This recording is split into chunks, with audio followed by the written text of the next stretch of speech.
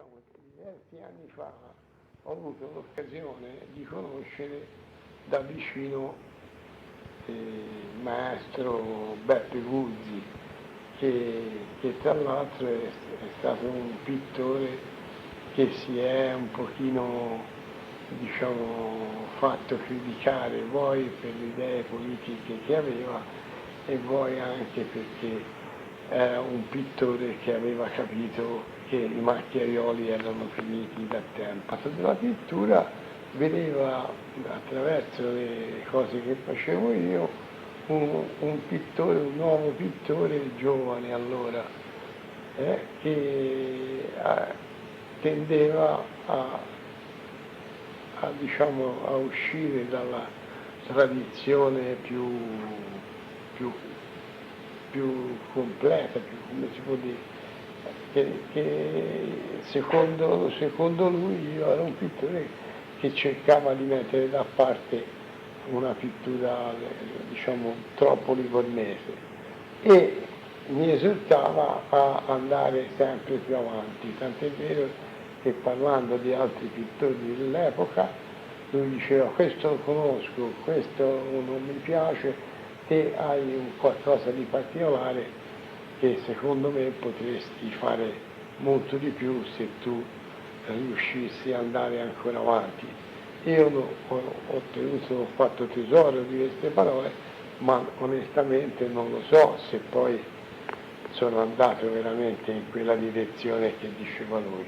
Però ho sempre cercato di dare il massimo avendo capito che la pittura livornese era giunta al tramonto in Piazza Grande, che in un paio d'anni che ci ho avuto questo studio, praticamente ci sono andato 10 volte perché era impossibile parcheggiare, insomma. Poi finalmente ho trovato questo studio ai Casini d'Ardenza, nel quale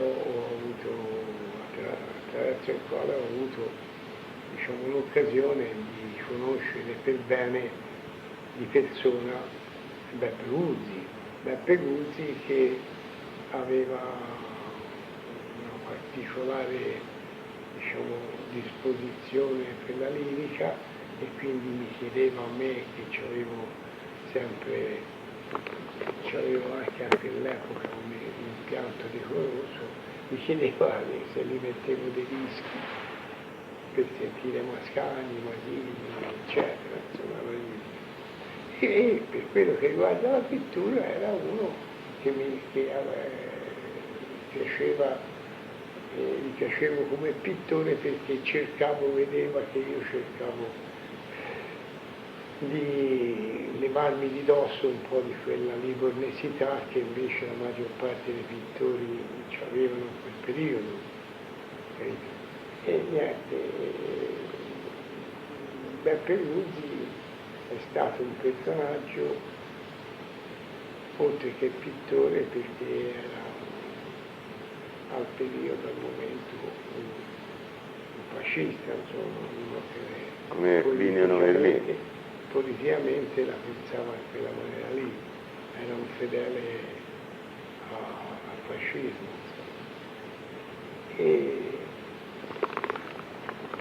con lui ho avuto occasione di parlare anche un po' della sua vita, perché a Livorno fu fondato il Partito Comunista e lui decise di tornare definitivamente a Roma con la famiglia e mi parlava di quanto la moglie, che io ricordo abbastanza, ma non è che avesse avuto dei contatti verbali, ma insomma mi diceva che la moglie l'ha aiutato in questo, perché Beppe continuava ad avere quell'idea politica lì e la sua moglie, nonostante tutto, l'aveva aiutato affinché le cose andassero bene. Poi ho conosciuto anche il figliolo, Rodolfo, mi pare si chiamava, insomma Beppe è stato diciamo, una parte diciamo, di un periodo della mia vita che comprendeva sia la musica che la pittura, che tra l'altro a mio parere sono due cose che vanno diciamo, di pari passo, cioè c'è molta attinenza, la musica ha molta attinenza alla pittura, perché a me è successo tante volte di avere risolto dei dipinti un po' particolari con la musica, perché la musica a chi la sente dà delle sensazioni notevoli che qualche volta vale la pena di queste sensazioni metterle sulla tela, però non tutti lo capiscono e allora tanta gente va avanti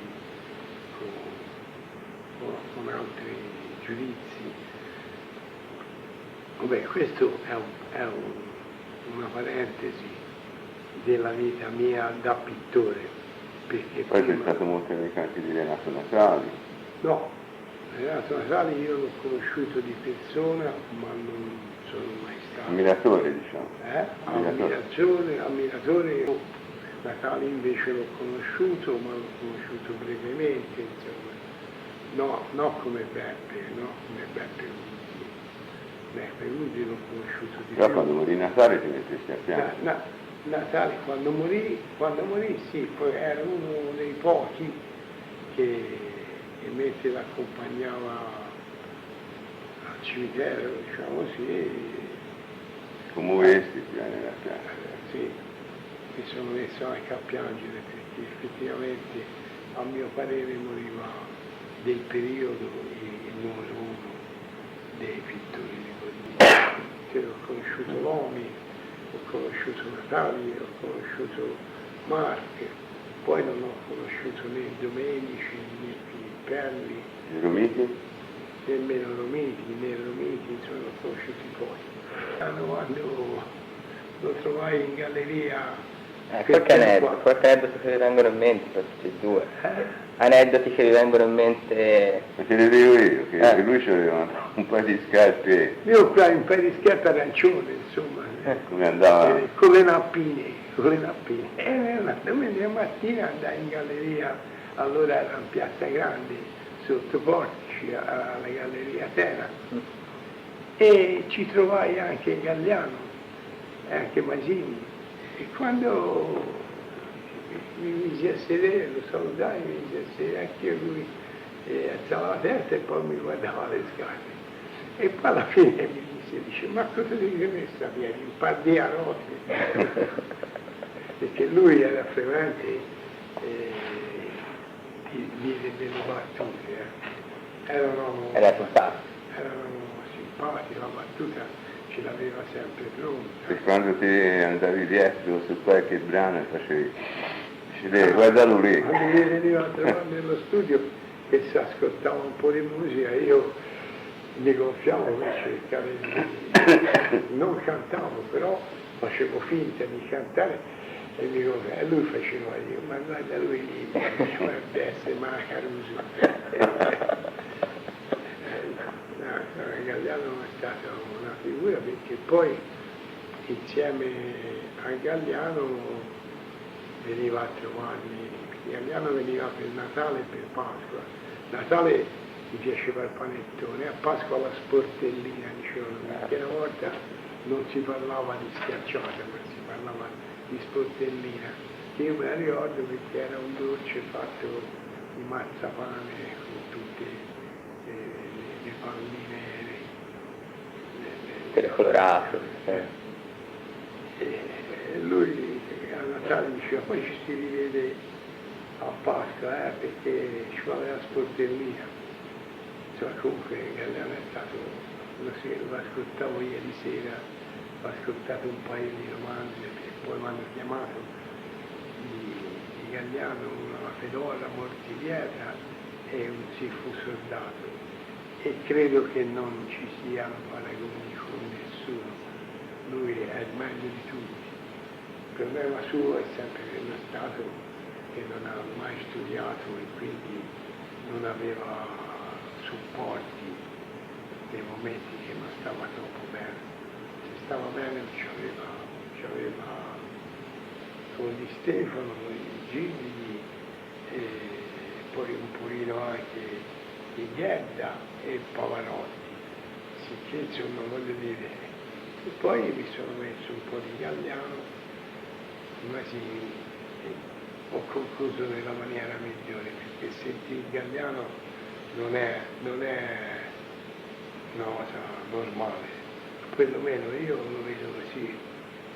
Non sono stato mai in quel periodo un masiniano, ma sono stato un gigliano, perché amavo e tuttora lo amo Gigli, tant'è vero che io sono stato anche a Recanati, non per vedere Leopardi, che è il re di Recanati, e a Recanati si parla solo di Leopardi, ma per vedere le cose che ha lasciato Gigli, perché effettivamente è stato grande anche come uomo, come persona. Io ho conosciuto una signora, la signora Carnevali, non Cosetta, il nome non me lo ricordo bene, e mi ha detto che lei da piccina è stata allevata, siccome una famiglia povera, in casa di Beniamino Gigli, e diceva che era un uomo eccezionale. Io quando bombardavano ero nemmeno, era fatto il rifugio nella cantina in uno stabile di quattro piani e io non ci andavo, stavo sulle scale. Perché soffrivi un po' di claustrofobia? Mi dava noia andare dove c'era tutta la gente. Mi danno anche a me. E ho preso un centinaio di bombardamenti, mia due, perché noi, io e la mamma, la famiglia si sfollò a Gello, vicino San Giuliano. Però poi mio papà lavorava, mia sorella lavorava, mio fratello era un altro militare e io la mia mamma era lì e si stava facendo e si ritornò a Livorno. Ritornò a Livorno e ho preso quasi tutti, meno il secondo, il terzo, poi ho preso quasi tutti i bombardamenti. E mi ricordo che stavo sulla scala a mezza, che si andava giù, cantina, no? E urlavo e dicevo, ora basta, me lo ricordo che fosse ora perché devo tutte quelle popoli morti.